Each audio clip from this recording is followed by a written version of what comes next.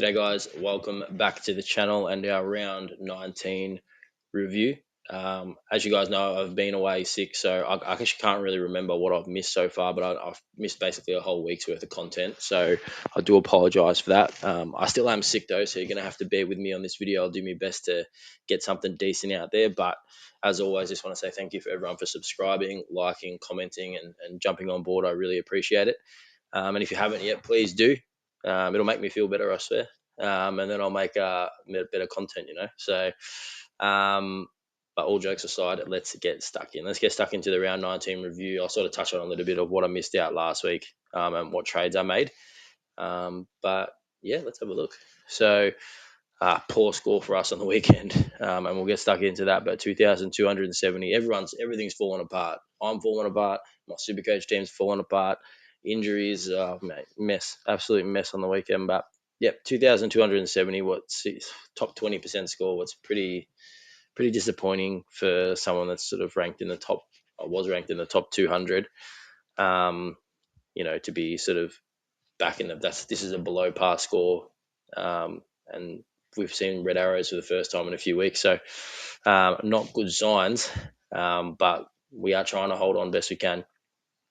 Season rank 214 now, so we moved back 47 spots. What's a little bit disappointing. I feel like our top 100 aspirations are starting to fade away, but hopefully it was just a week where the team underperformed and they bounce back. So let's have a look at my team real quickly. So apparently I've already made my trade. I don't know what I made. This is just me playing around before. But on the weekend, the trade that I made was Butters out for Zach Bailey in. So I brought in a mid forward, basically because moving into the future, I knew that I would have no forward cover, say if there is an injury with Padsky looking like he's not getting games and Banfield not playing. So I just needed some flexibility. Like I feel like I'm going to lose points bringing in someone like Zach Bailey instead of a genuine midfielder. Like my other option was going to be Ashcroft, and Bailey did outscore Ashcroft this week. But I think in the long run, it's probably not going to work in my favour. But for now, it looks all right.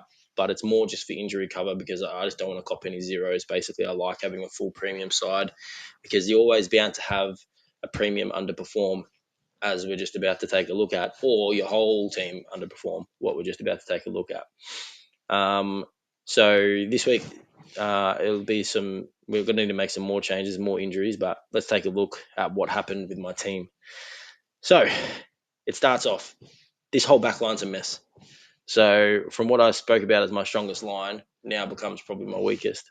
Naz, 57, got tagged by Mullen, just got destroyed, didn't get near it. So, yep, copped the 57. I wasn't that disappointed because at the end of the day, everyone basically has him now that's sort of up the top of the ranks. So I was like, it is what it is. It doesn't really matter.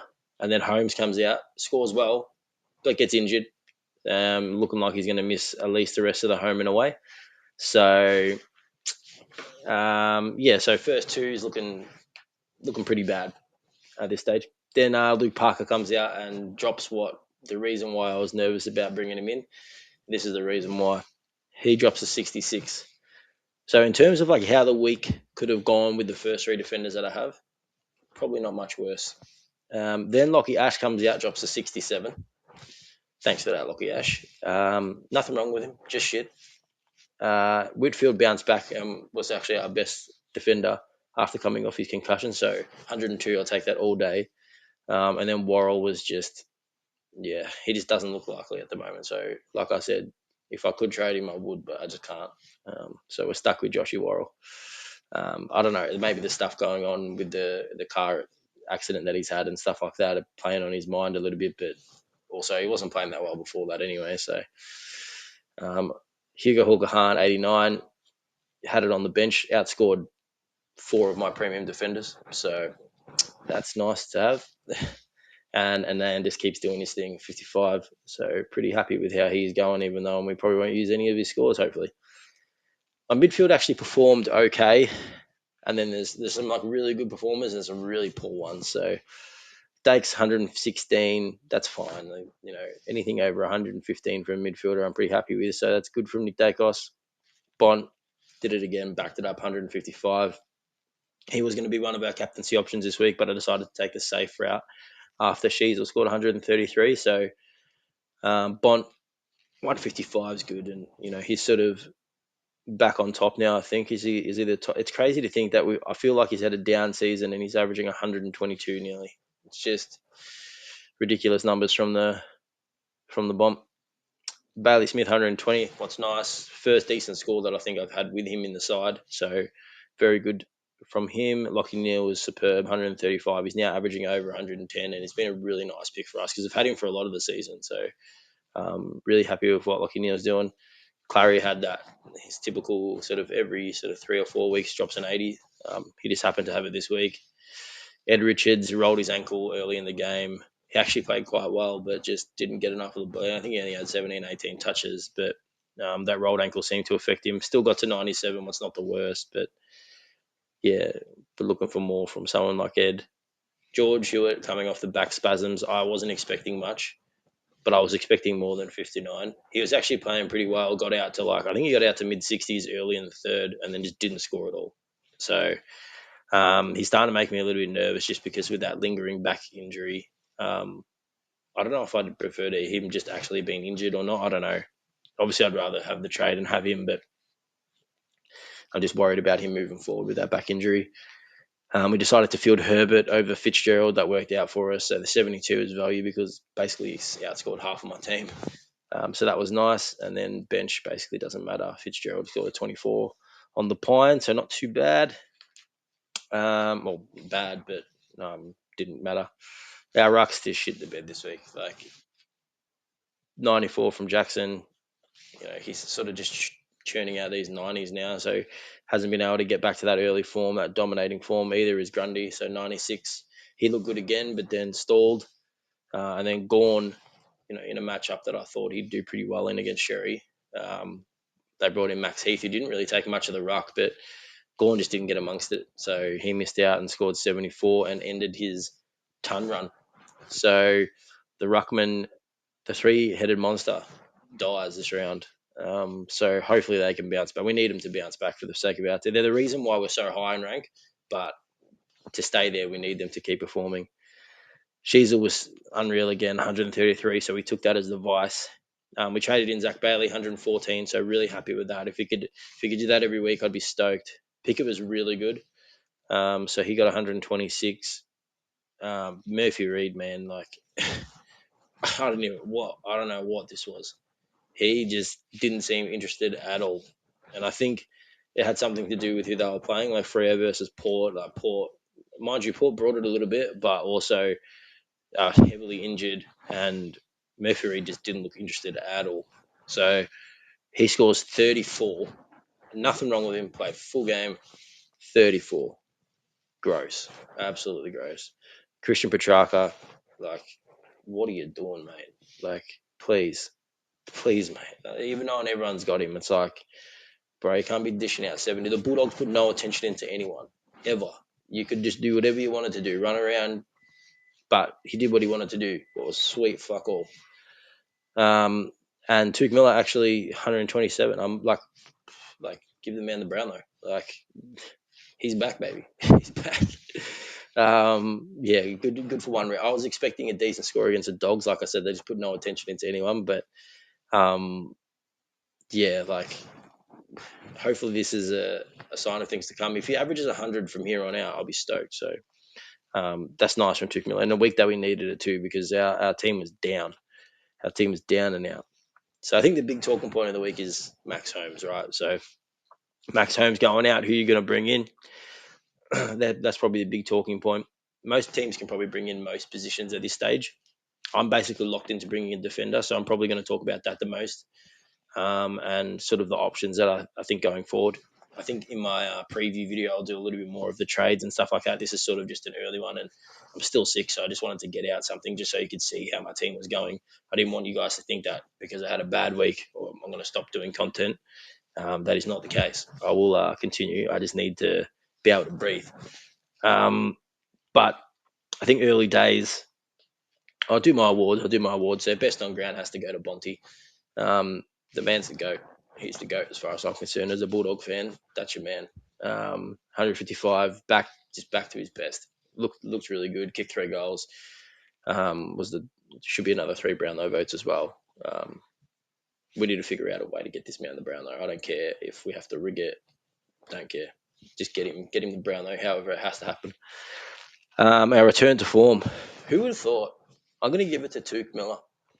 And it's a return to form. I know it's only going to be a return to form for 1 week. So it's not really a return to form. It's more just a blip. But he earned it. He earned it. And my falling off. I could give this to my whole team.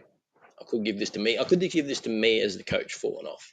But I'm going to give it to Murphy Reed because he just 34 and he didn't even like he just didn't look likely at all. Like he didn't look interested. He didn't look like nothing was wrong. No injuries. A okay.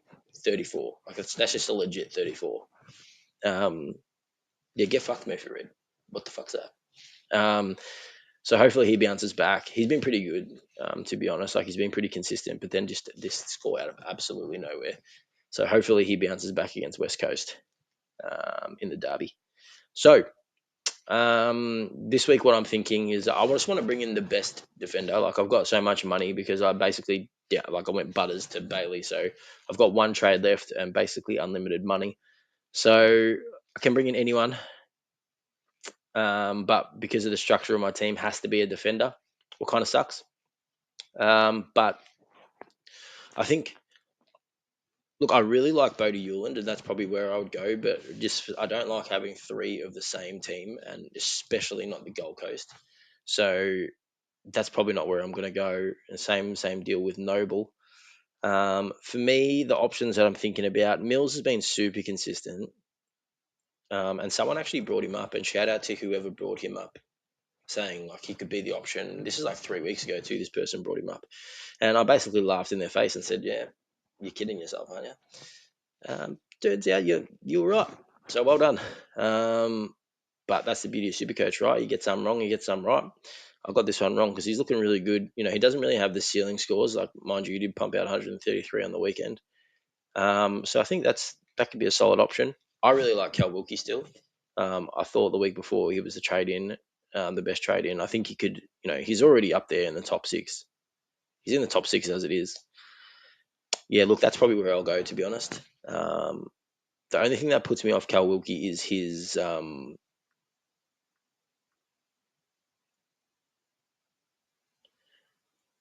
nothing really.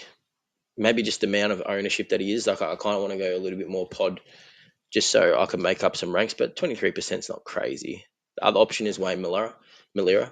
I really like that as an option. I think the injury history gets me a little bit worried. Mind you, in the back line, I do have more cover with Hawk Han and Anand, so I'm more inclined to take a bit of a risk in the back line. But I think I'm going to side with durability. I'm going to side with a little bit of a safer option and go with Cal Wilkie. That's my early thoughts. I don't know. See how we go during the week. I might change it. But early days, I'm thinking Cal Wilkie for Max Holmes. I think he has the ability, and I brought this up a couple of weeks, to match anyone in the back line. So, got to put my money where my mouth is and actually bring him in myself, right? Otherwise, I'd just be talking shit. How my team will line up this week. Jason or Francis will come back from suspension. Tuke Miller will come back on the field. What are we looking at? So we're looking at 2,605. Mind you, my projection was really good this round, and it was really good up until about Friday, and then just shit the bed again. So I'm not even going to follow this because I don't seem to be getting anywhere near it at the moment. I should probably have a look and see where the shortcomings are, because it got players that just have outrageous predictions, like Naz predicting 136 against, who are they playing against? North. Not likely. He'll cop a tag there from Foss or Simpkin or something. Wilkie 116 is probably not likely, like more of a 100 sort of thing. Parker 108. Look, possible. I think Ash and Whitfield 96 and 93 are achievable. Worrell 96 at the moment isn't. Dacos 128 is. Bond 145 kind of is. Smith 110. Neil 125, Horn Francis 109, Oliver 114, Ed Richards 101, Hewitt 90. That's probably all achievable. See, my rucks at like 119 Jackson and 109 Grundy just doesn't seem likely. They're just not doing it. I think Grundy might chew up, like if he gets Madden, or hopefully Briggs is out and he gets Madden, because I think he would kill him. So I really like that. Maybe Grundy can get that. Like Zach Bailey 125 prediction. Like when's he scored 125? Like who's predicting that? But I'll be stoked if he does. But how many times has he scored that this year? Once. Once in round 5. So I don't know how these predictions work. But anyway, Petrarca 85, not a chance. Not a chance. That should be 60. I got Murphy Reed predicted to get 109 after he just scored 30. So yeah, prediction might be a little bit off, but hopefully we can get back into the top 100. That's basically going to be it for this video, guys. Just going to be a short one. Hopefully I'm feeling a little bit better like later in the week, and I can have a more in-depth sort of preview for you guys, and sort of back to normal content. Hopefully you guys like this video, and um, appreciate the effort for me to sort of punch it out while I feel like this. I do apologize for sort of the lack of content and it being not as good as it normally is, I suppose. But I still wanted to get something out for you guys. I think later in the week I will try to make an effort to get just a better video out in general. I think that's where we're going to sign off though, guys. Thanks for the support. Like, subscribe, comment, all that shit. And I'll catch you guys later.